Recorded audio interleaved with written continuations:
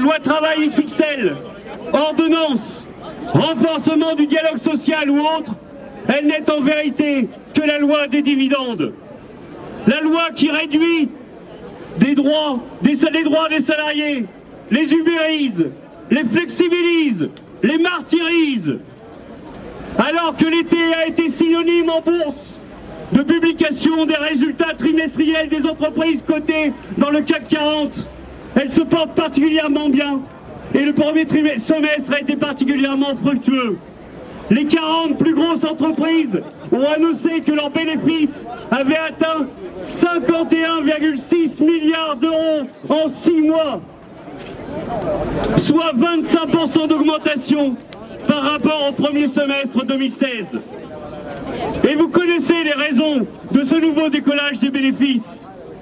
Depuis la crise de 2009, toutes les grandes entreprises ont serré ce qu'ils appellent leurs coûts, c'est-à-dire licencier de nombreuses personnes, augmenter les cadences, abaisser les conditions de travail.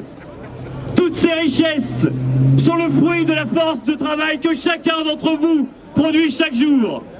Cette richesse, elle vous est confisquée individuellement et elle nous est volée collectivement. Dans l'intérêt collectif, c'est la quai de la finance devrait plutôt s'attaquer à l'évasion et à la fraude fiscale. Entre 60 et 80 milliards d'euros sont perdus chaque année du fait de la fraude fiscale et 40 à 60 du fait de son optimisation. Ou tout simplement au plafonnement des stocks options ou des dividendes. Mais non, c'est par la hausse de la CSG qui passera de 6,6% à 8,3%, soit une augmentation de 25%. Ce qui représente pour les retraités une perte de 204 euros par an pour une pension de 1 200 euros par mois.